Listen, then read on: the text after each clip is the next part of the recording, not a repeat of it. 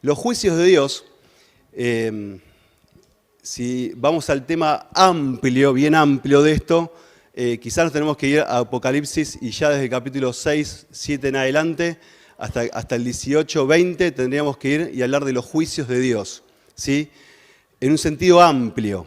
Pero hoy vamos a concentrarnos en lo que es los juicios de Dios, entendiendo no lo que Él ejecuta y da como sentencia en el juicio, solo eso en particular, sino en la presencia de Dios juzgando al hombre, ¿sí? Hay una definición que pusimos, que es los juicios de Dios como los acontecimientos en el que la humanidad estará delante de Dios dando cuenta de lo que hicieron y de lo que no hicieron, ¿sí? Y hablamos de la humanidad en el sentido amplio. En el sentido amplio significa todos los seres humanos de todos los tiempos y de todas las edades, sean creyentes o no, ¿sí? Vamos a tratar de ponerlo en contexto. Todos los seres humanos de todos los tiempos, de todas las edades, sean creyentes o no. Todos un día, de alguna forma, y lo vamos a ver hoy, estaremos delante de la presencia de Dios, ¿sí? Por distintas maneras, por distintas formas, Dios examinará y mirará a las personas y dará una sentencia, ¿sí? Lo pongo de esta forma, la sentencia, después veremos un poco más en detalle qué se refiere esa sentencia para los distintos grupos en el que Dios se establece como juez y da esa sentencia. Pero quisiera que podamos empezar en primer lugar por un acontecimiento que es lo que se llama el Tribunal de Cristo y que nos habla, y esto nos habla quienes hemos creído en Jesús como Salvador, ¿sí? Y que un día estaremos delante de Él, porque la salvación llegó y nos llegó a todos y todos podemos decir que hemos creído, o por lo menos la mayoría que los que estamos aquí, hemos creído en Jesucristo como Salvador, pero eso no nos exime de estar delante de Dios y presentarnos delante de Él, ¿sí? Vamos a leer dos textos allí el primero en segunda de Corintios, en el capítulo 5, versículo 10. Esos dos textos los puse en el apunte, así que los pueden leer de ahí si quieren. Dice segunda de Corintios, capítulo 5, versículo 10, porque es necesario que todos nosotros comparezcamos ante el tribunal de Cristo, para que cada uno reciba según lo que haya hecho mientras estaba en el cuerpo, sea bueno o sea malo. El segundo versículo está en Romanos, en el capítulo 14, versículo 10. Pero tú, ¿por qué juzgas a tu hermano? O tú también, ¿por qué menosprecias a tu hermano? Porque todos compareceremos ante el tribunal de Cristo. Y ahí habla Pablo, escribiéndole a los Corintios y a los Romanos, de la misma forma y con la misma idea, de que un día, y le está hablando a personas creyentes, algún día estaremos delante de la presencia de Jesucristo, ¿sí? Aquel que, como juez, estará y nos juzgará, ¿está bien? Después vamos a ver qué significa esto. Un pasaje que es más fácil de poder materializar este evento es el de 1 de Corintios, capítulo 3, versículos 9 a 15. Quizás parezca que no estamos hablando de esto, pero cuando empecemos a ver un poco más en profundidad, nos vamos a dar cuenta de qué es. 1 de Corintios, capítulo 3, versículos 9 al 15, dice el versículo 9, porque nosotros somos colaboradores de Dios y vosotros sois labranza de Dios, edificio de Dios. Conforme a la gracia de Dios que me ha sido dada, yo como perito arquitecto puse el fundamento y otro edifica encima, pero cada uno mire cómo sobreedifica. Porque nadie puede poner otro fundamento que el que está puesto, el cual es Jesucristo. Y si sobre este fundamento alguno edificare plata, piedras preciosas, madera, heno, hojarasca, la obra de cada uno se hará manifiesta para el día, y el día la declarará, pues por el fuego será revelada, y la obra de cada uno, cual sea, el fuego la probará. Si permaneciere la obra de alguno que sobreedificó, recibirá recompensa. Fíjense otra vez la palabra esa, recompensa. Si la obra de alguno se quemare, él sufrirá pérdida. No estamos diciendo que será castigado, sino que sufrirá pérdida. Si bien él mismo será salvo, aunque así como por fuego. Hasta acá nomás el pasaje. Cuando vemos el apóstol Pablo explicando, dando estas explicaciones, podemos ver que hay un día en el que estaremos delante del Señor Jesucristo. Y ahí se nos habla de dos tipos de obra que van a hacer. Y vamos a empezar a tratar de desmenuzarlo esto entendiendo en una misma estructura. Lo vamos a hacer bien estructurado para entender el siguiente tema que vamos a ver, pensando en qué significa esto, cuál es el significado de esto. Bueno, Pablo utiliza dos palabras, no vamos a entrar en el griego, no vamos a entrar en qué significan, es decir, en particular la diferencia de las dos palabras, pero hay dos palabras que se utilizan para hablar de tribunal, ¿sí? De tribunal. La primera dice es criterión, ¿sí? ¿Saben qué? Viene de la palabra criterio para nuestro idioma, ¿sí? Nuestro idioma la toma y la utiliza. Criterio es criterio para evaluar, para discernir, para poder dar juicio sobre eso. Y la segunda palabra es una palabra que quizás no es tan conocida en su nombre, se llama bimá, pero más allá del nombre en sí, lo que da a manifestar es aquello que podemos ver que, y la mejor figura que podemos tomar es la que los atletas en la arena de Atenas, había un juez que se paraba y decía quién había ganado, ¿sí? De acuerdo a la disciplina, podría haber sido una carrera, podría haber sido un lanzamiento de algo, el juez podía determinar quién había ganado, ¿sí? Y habitualmente esto se utilizaba para designar que eso en lo que lo hacía era un lugar alto, ¿sí? Bimá tiene que ver con eso, con un lugar alto, ¿sí? No que un lugar alto en sobremedida, sino por sobre el lugar donde se estaba haciendo los juegos, ¿sí? Cuando el apóstol Pablo probablemente haya utilizado esta figura, especialmente a los corintios, haya utilizado esta palabra pensando en esto, ¿sí? Era una palabra que para ellos le era familiar, ¿sí? Ver a un juez en los juegos deportivos, en lo que determinaba quién ganaba, para ellos era algo familiar. Para nosotros hoy puede ser algo familiar entender de que eso es alguien que premiaba, ¿sí? al que había llegado, al que había logrado, al que había hecho lo mejor y lo había alcanzado, ¿sí? Ahora, cuando vamos a esto, podemos ver que Dios, Jesucristo en este caso, Jesucristo es el que va a premiar, ¿sí? Vamos a ver un poco más. ¿Cuándo ocurrirá esto? ¿Cuándo será esto? ¿Cuándo será el tiempo y lugar de esto? Según lo que vemos en las Escrituras, podemos determinar que esto va a pasar inmediatamente después de lo que nosotros llamamos traslación o rapto de la iglesia, cuando Jesucristo venga a buscar a su iglesia, y será que Él nos llame y ahí en ese acontecimiento dará ese veredicto, ¿sí?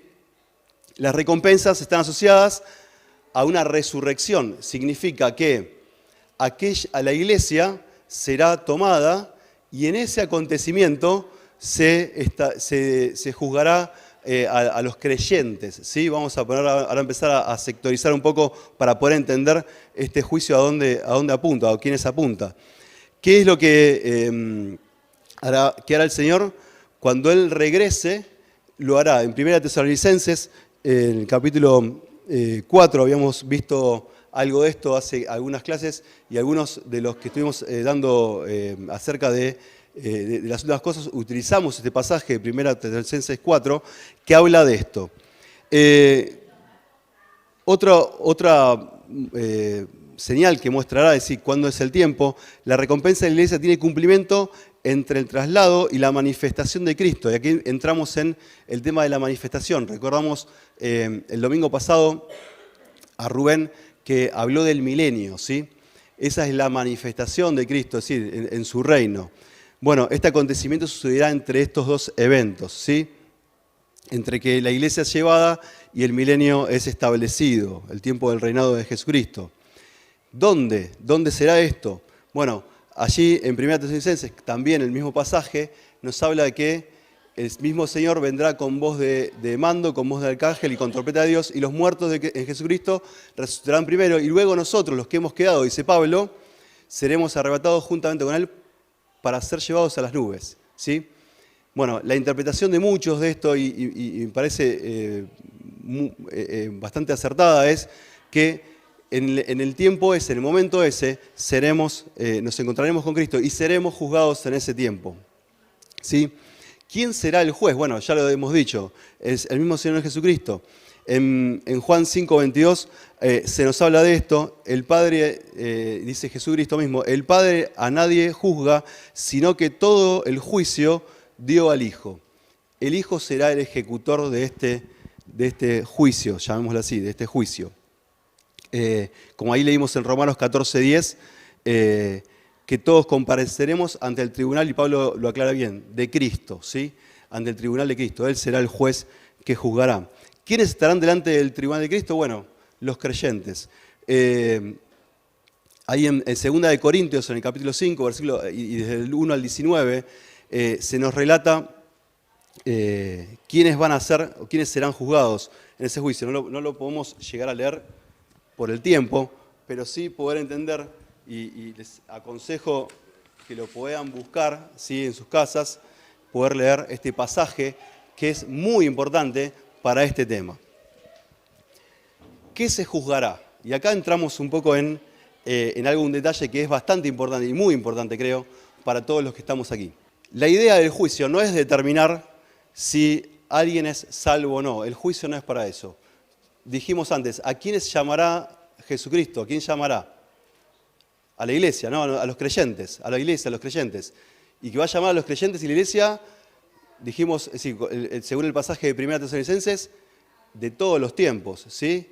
Los muertos en Jesucristo resucitarán primero y luego nosotros. Por lo cual, a todos llamará, a todos sus hijos llamará el Señor. ¿Y qué se juzgará en ese acontecimiento? La salvación, como dijimos, ya no es un tema de juzgar. Es decir, Dios no es que dirá, bueno, vos fuiste creyente, creíste, aceptaste a Jesucristo, pero bueno, te portaste mal después, hiciste mal, cometiste pecados. No va a ser juzgado eso, ¿sí? Cristo ya pagó el precio de nuestros pecados. Cristo ya murió por los pecados que hicimos y seguramente por los que tendremos que pedir perdón el día de mañana, ¿sí? Esa es la idea, que Jesucristo ya pagó el precio. Entonces, ¿qué es lo que será juzgado en ese acontecimiento, en ese evento? 2 de Corintios, capítulo 5, versículo 10, relaciona este evento con la glorificación, ¿sí? Con dar gloria al Señor, mediante la manifestación de su justicia en el creyente, ¿sí? Y ahí es donde tenemos que empezar a ver como hijos de Dios qué es lo que hacemos o qué es lo que estamos haciendo para la gloria de Dios. Vamos a tratar de entenderlo de esta forma. Nosotros, como hijos de Dios, debemos dar gloria a Dios. Y todo lo que hagamos, lo que digamos, lo que hacemos, debe ser para la gloria de Dios. Debemos buscar y procurar esto. La palabra comparecer, ahí puede traducirse también ser puesto de manifiesto. Y la idea de ser puesto de manifiesto que Pablo utiliza ahí en 2 de Corintios y en Romanos, nos muestra, nos habla de que no tendremos que nosotros hablar. No es que nosotros vamos a decir lo que hicimos. Dios ya juzgó nuestras obras. Ya sabe quiénes somos y lo que hemos hecho. Y acá entra también un tópico más. ¿Cuál es ese tópico? Es cuál fue la motivación que nos llevó a hacer esa obra. ¿Qué fue lo que nos motivó? ¿Qué es lo que nos llevó a hacer esa obra? Y esto no habla de la obra que hacemos acá un domingo, acá en este momento yo preparándome o hablando, o otro hermano tocando los instrumentos, o otro hermano presidiendo. No habla de eso. Habla de las obras que hicimos desde el día que Jesucristo comenzó a reinar en nuestras vidas hasta el día que seamos llevados, ¿sí? Eso habla. Las obras de los creyentes son sometidas a juicio y ahí se juzga el carácter y el motivo de lo que llevó a esa persona, al creyente, a hacer esa obra. Y se dirán si son buenas o malas. En el sentido de malas, no que son pecados, y volvemos al mismo concepto anterior, no es que seremos juzgados por los pecados. Cristo ya nos juzgó ya juzgará por el pecado, y a nosotros, entre comillas, nos pasará por alto porque en Jesucristo tenemos la redención por nuestros pecados, sino que se juzgará si nuestras obras fueron útiles o inútiles, ¿sí? Si nuestras obras fueron para la gloria de Dios, en utilidad para Dios, para demostrar su gloria, o si fueron en inutilidad para mostrar su gloria. Y acá habla un poco más, no de lo que nosotros mostramos o lo que los otros pueden ver, sino lo que hay dentro de nuestro corazón.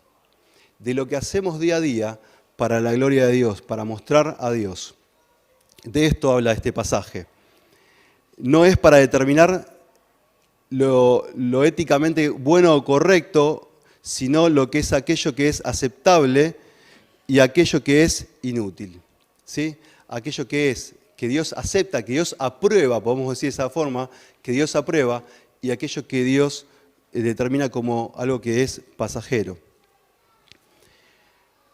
Cuando vemos los materiales, y ahora vamos a ver un poco eso, nos vamos a dar cuenta un poco qué es lo que hacemos, y que esto es en forma espiritual, lo que hacemos cada día, en lo que actuamos, en la forma que hablamos, en lo que decimos. El resultado de esto está ahí en 1 Corintios, en el capítulo 3, versículos 14 y 15. Vamos a leerlo. 3, 14 y 15, lo vamos a releer. Si permaneciere la obra de alguno que sobreedificó, recibirá recompensa. Si la obra de alguno se quemare, él sufrirá pérdida, si bien él mismo será salvo, aunque así como por fuego. Y esa es la recompensa, ¿sí? Habrá obras que tendremos que dar cuenta de que no fueron oro, plata o piedras preciosas, sino que en nuestra vida fueron heno, hojarasca y madera. Hay veces que para entender un poco esto hay que ejemplificarlo gráficamente, ¿no? Es decir, nos sirve esto. Algún día estaremos delante de la presencia de Dios y probablemente vayamos y nos presentemos, y lo voy a hacer en forma gráfica, esto no está en la Biblia, lo estoy diciendo de forma gráfica. Iremos con nuestra bolsa, con nuestra caja, algunos será más grande, otros será más pequeña, delante de Dios, y nos presentaremos. Y Dios pasará fuego sobre ese bulto grande que llevemos, ¿sí? Lo pongo así como una ejemplificación gráfica. Y probablemente algunos vean qué grande es esa caja, cuántas obras habrá hecho esa persona, qué bueno. Y otros llevarán quizás una caja más pequeña. Ahora, a los ojos de nosotros, de los que juzgamos por los ojos, seguramente podremos contemplar y decir cuántas obras, cuánto ha hecho, qué bueno. A los ojos de Dios, que escudriña y sabe la motivación de cada una de ellas, cuando eso pase por fuego, lo que realmente es útil es lo que quedará. Y probablemente de esa gran caja grande, lo ejemplifico de esa forma, gran caja grande, pueda quedar algo que es para la gloria de Dios, que pueda sobreedificar, o quizás no quede nada. O quizás quede algo muy pequeño en comparación de otro. Y esto es lo que nos debe a nosotros estimular a decir y evaluar si lo que estamos haciendo lo hacemos para la gloria de Dios.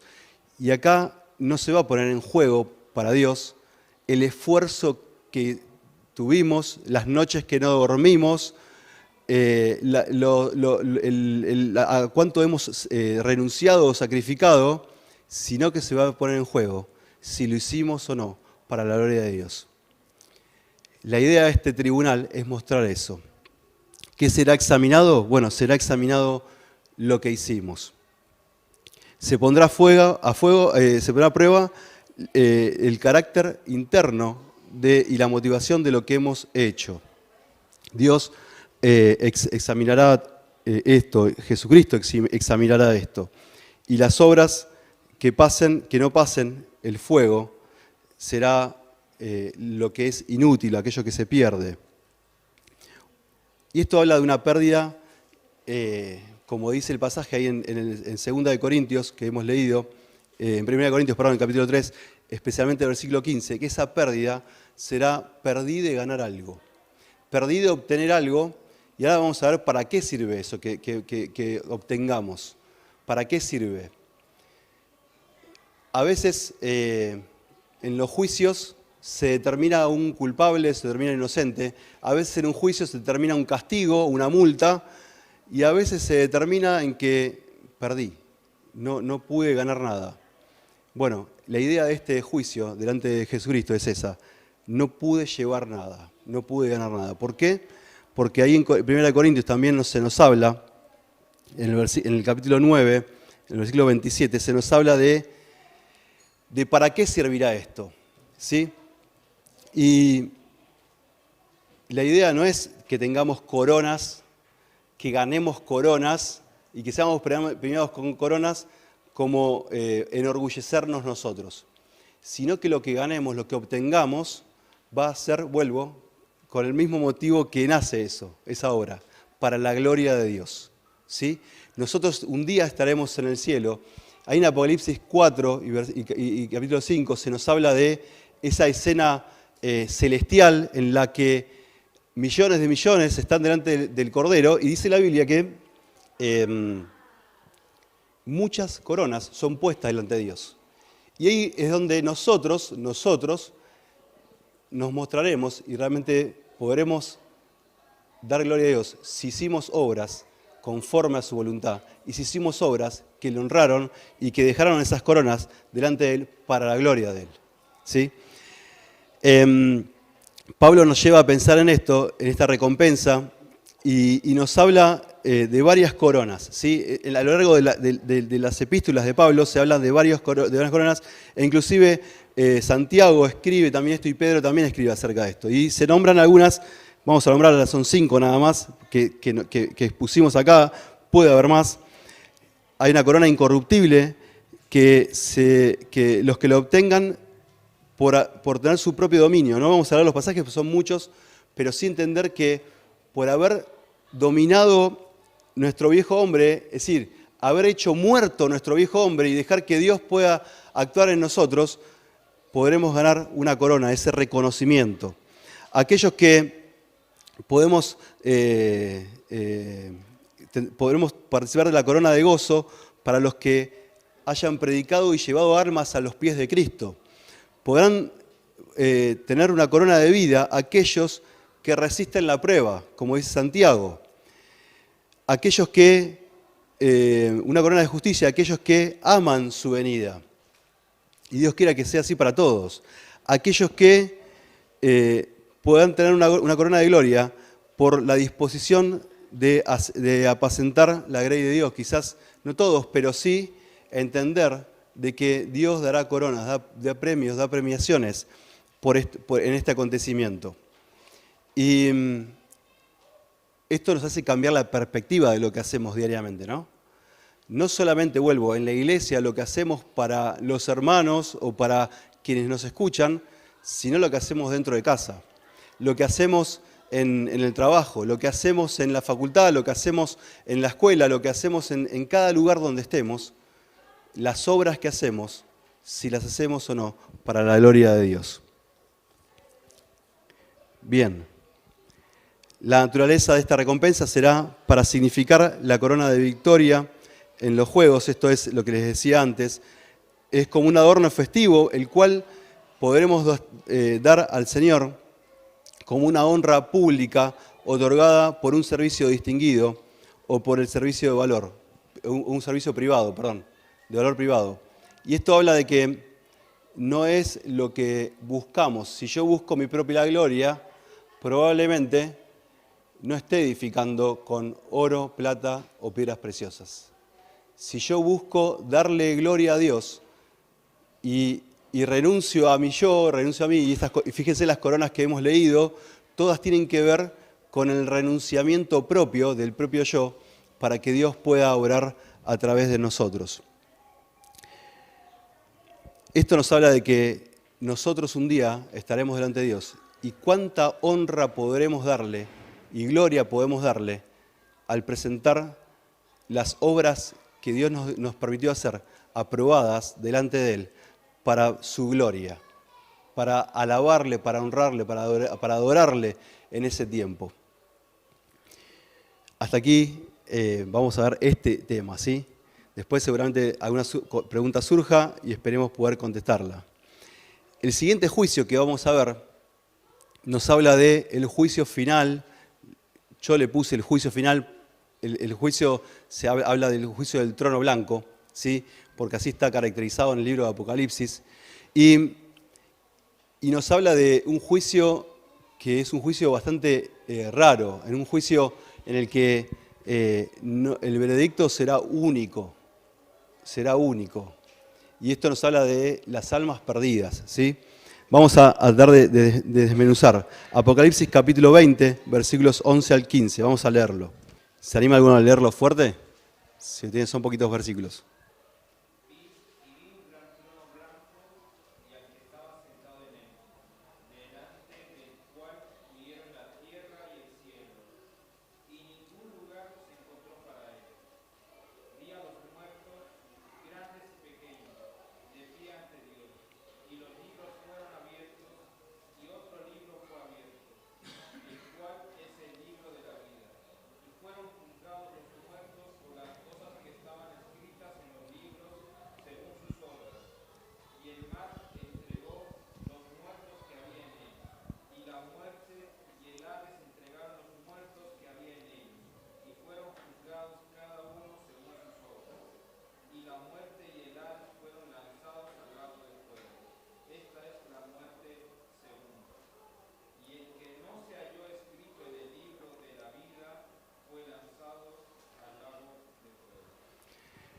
Si hay un juicio en el que las personas se asombran, y los que leen Apocalipsis especialmente, y aquí hablo de esto de forma de no solo los creyentes, sino los no creyentes también, es de este juicio.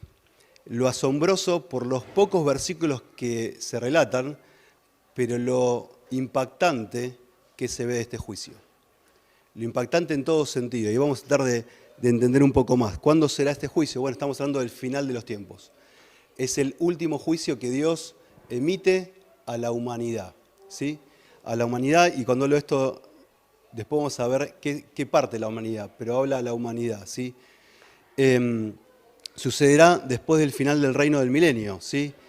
Antes del tiempo eterno, ¿sí? Antes del tiempo de la eternidad. Cuando hablamos del tiempo de eternidad, hablamos del tiempo que estaremos con Cristo por siempre, que estaremos en la presencia de Dios. ¿Quiénes estarán delante de este juicio? Como hemos leído allí, el juicio es llamado el juicio de los muertos.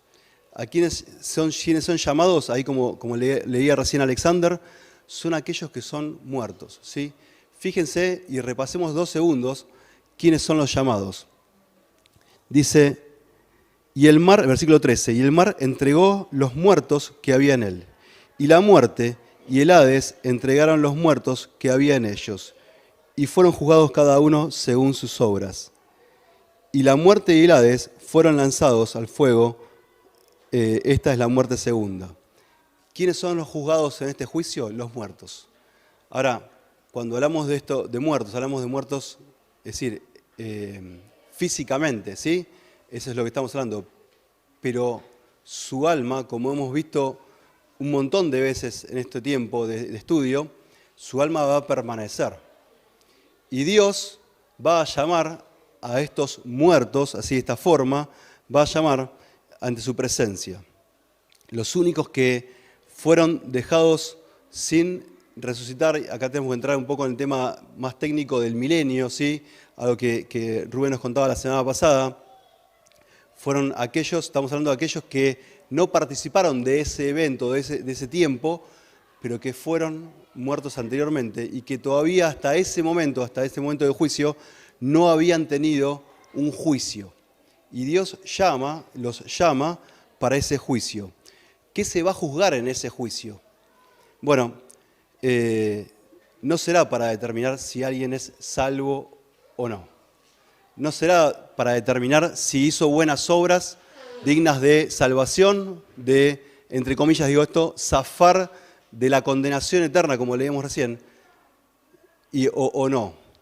Dios juzgará por sus obras, entendiendo sus obras, el haber rechazado a Dios, el haber rechazado a Cristo. ¿Sí? Esta será, la sentencia de esto será la segunda muerte. Las obras demostrarán la ausencia de vida, es decir, las obras de los que estén en ese acontecimiento, lo que van a mostrar es que nunca Dios estuvo en sus vidas, que nunca Dios actuó en ellos, por más que a los ojos de los hombres hayan realizado buenas obras.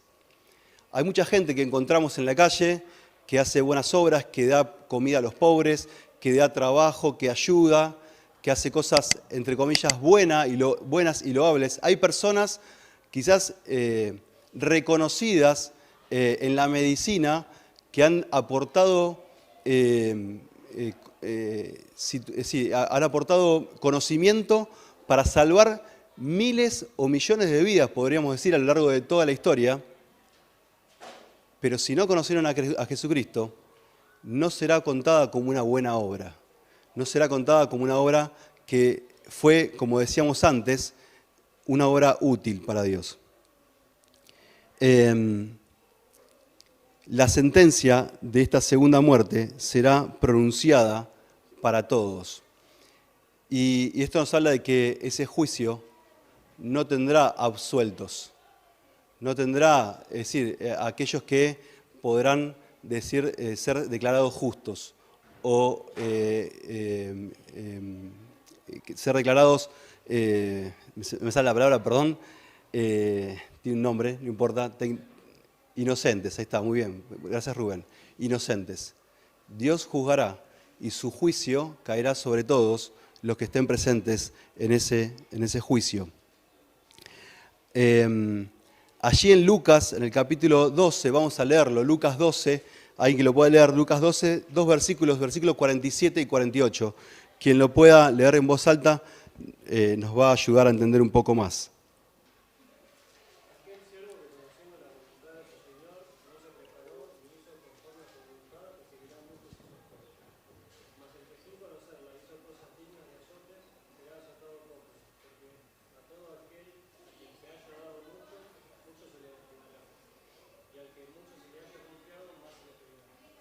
A veces utilizamos este pasaje para poder evaluar lo que hicimos con lo que Dios nos dio. Y muchas veces hemos escuchado, y he escuchado muchas veces, hablar de quien recibe muchos dones, actúa de esta forma, es decir, Dios le va a reclamar mucho, y el que recibe pocos dones, Dios le va a reclamar poco, no.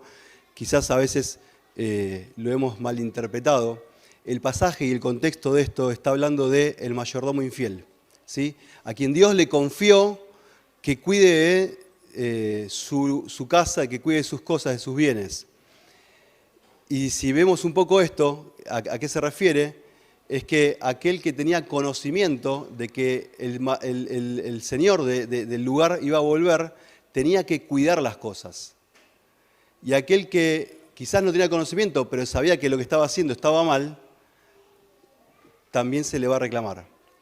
Ahora, la pregunta es, o la diferenciación de esto es que quizás algunos, y algunos interpretan esto a través de este pasaje, que algunos recibirán mayor condenación que otros. Pero acá la duda no queda en que todos recibirán condenación.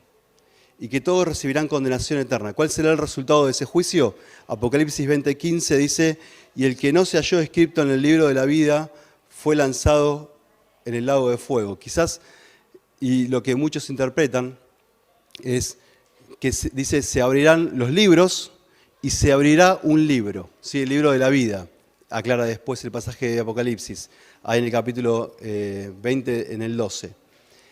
Y que a través de los hechos que están escritos en ese libro, se le mostrará a cada persona, a cada individuo, se le mostrará lo que hizo.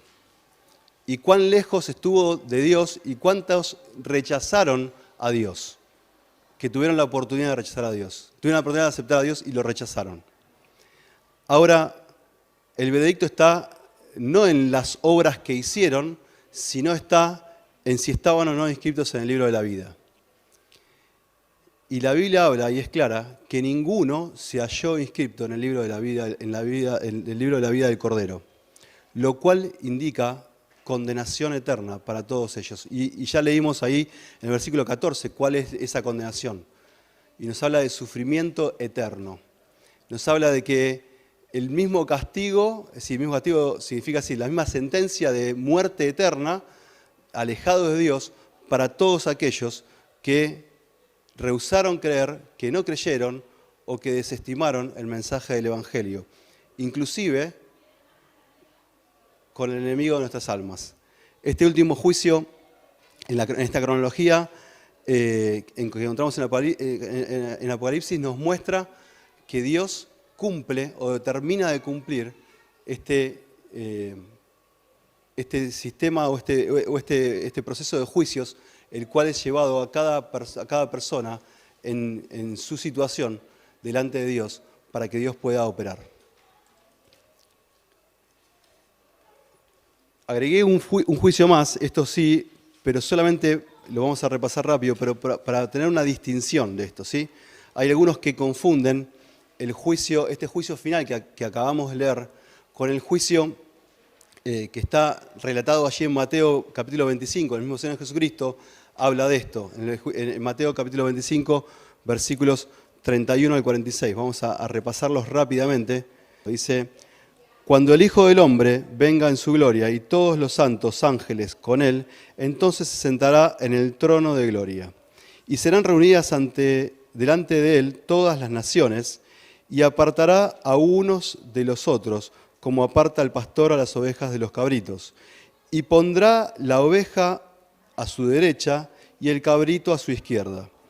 Entonces el rey dirá a los de su derecha: venid, benditos de mi Padre, heredad el reino preparado para vosotros desde la fundación del mundo. Porque tuve hambre, me diste de comer, tuve sed, me diste de beber, fui forastero, me recogiste, estuve desnudo y me cubriste, enfermo y me visitasteis en la cárcel y vinisteis a mí. Entonces los justos responderán diciendo: Señor, ¿cuándo te vimos hambriento y te sustentamos, o sediento y te dimos de beber? ¿Y cuándo te vimos forastero y te recogimos, o desnudo y te cubrimos? ¿O cuándo te vimos enfermo o en la cárcel y vinimos a ti? Y respondiendo el rey dirá: de cierto os digo que en cuanto lo hiciste a uno de estos mis hermanos más pequeños, a mí lo hicisteis. Entonces dirá también a los de la izquierda: apartaos de mí, malditos, al fuego eterno preparado para el diablo y sus ángeles, porque tuve hambre y no me disteis de comer, tuve sed y no me disteis de beber, estuve sediento, forastero, desnudo, enfermo o en la cárcel y no te servimos. Entonces responderá diciendo, versículo 45, por las dudas, porque me salteé, versículo 45, entonces responderá diciendo: de cierto os digo que cuando no lo hicisteis a uno de estos más pequeños, tampoco a mí me lo hicisteis. E irán estos al castigo eterno y los justos a la vida eterna. Hasta aquí nomás el pasaje. Y la idea de esto es entender cuál será o qué será este juicio. En primer lugar, podemos ver que este juicio será a las naciones, dice el Señor Jesucristo mismo. Y fíjense que delante de él habrá ovejas y cabritos, dando la idea de que habrá dos tipos de personas, ¿sí? Dos tipos de personas ahí delante de él. Y que él juzgará a esas personas. ¿Por qué las juzgará? Por lo que hicieron. Acá entramos un poco en el tiempo del milenio, ¿sí? Para poder entender un poco más lo profundo de esto. El Evangelio será anunciado en ese tiempo. Y habrá personas específicas que anunciarán el Evangelio. Anunciarán la muerte de Cristo, la salvación a través de Jesucristo por medio de su sangre, y anunciarán la necesidad de conocer a Dios. Estamos hablando de personas que estarán en el milenio vivas, que escucharán de este mensaje. Y será predicado a todas las personas. Ahora, hay naciones, hay personas que rechazarán este mensaje. Y hay personas que no tendrán en cuenta o tendrán en poco a quienes anuncian este mensaje. El resultado de este mensaje será que quienes lo rechazaron estarán eternamente en la condenación, y quienes lo aceptaron, y quizás sin darse cuenta, estarán eternamente en la gloria del Padre. Y no digo sin darse cuenta, sino que sabiendo, no entendiendo quizás que la profundidad de ese mensaje, en el sentido de que Dios extenderá su gracia para también ese tiempo.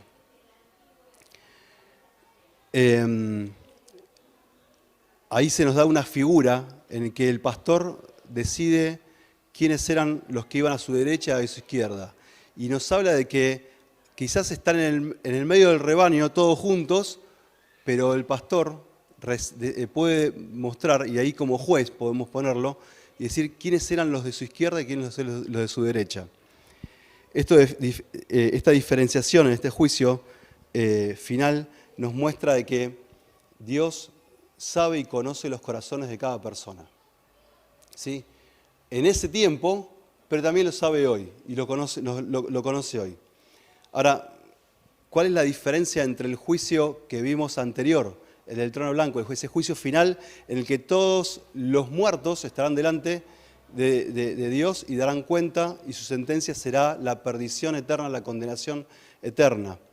¿Y cuál es la diferencia con este juicio?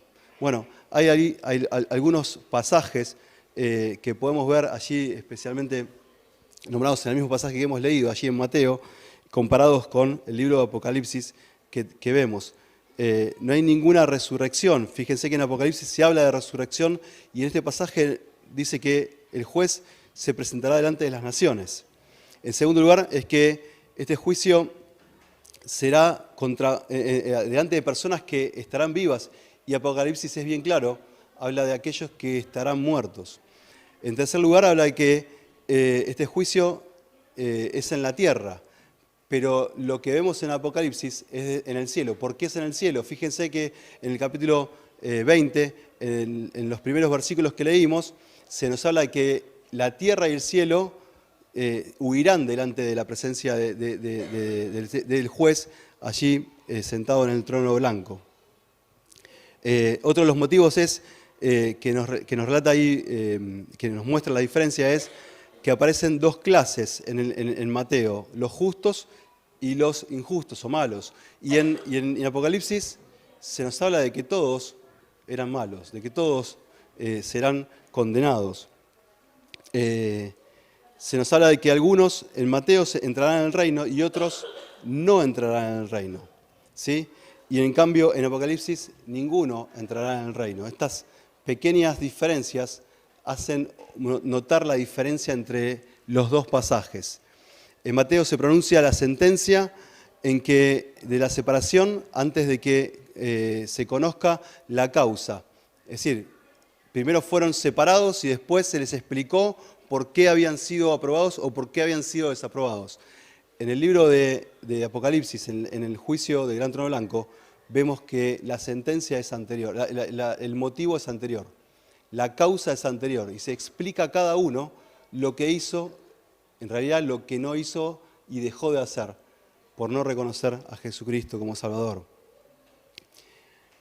Podemos leer todas las demás motivos, no quiero extenderme, solamente pensar que el juicio del tribunal de Cristo, y ahí volvemos al primer tema, el juicio del tribunal de Cristo, estaremos todos delante de Él, su iglesia estará delante de Él, y se pondrán a prueba nuestras obras para ver si son aprobadas o no.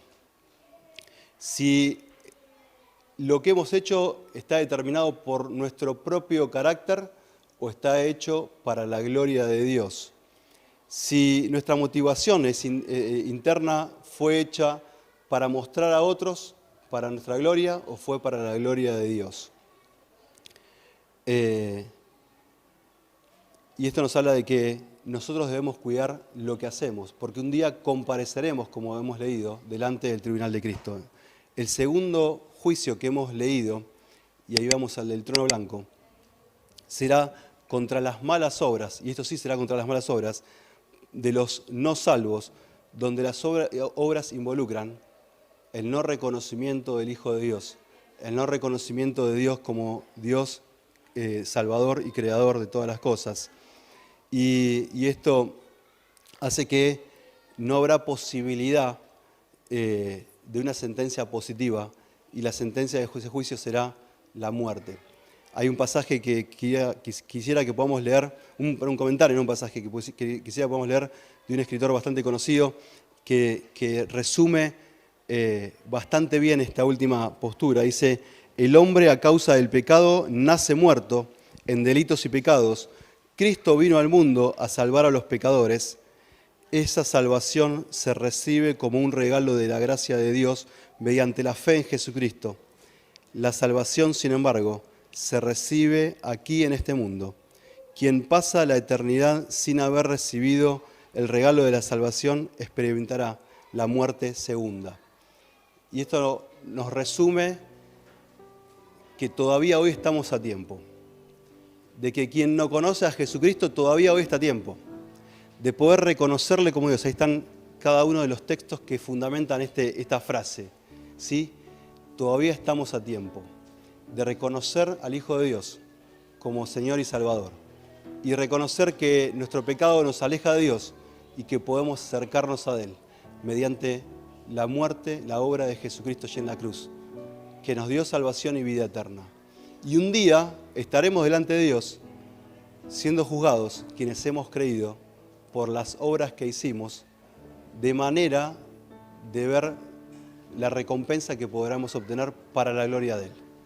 Pero también tener en cuenta de que quien no cree, quien rechaza, quien no acepta la obra de Jesucristo, un día estará en la presencia de Dios para la condenación eterna, para ser condenado eternamente.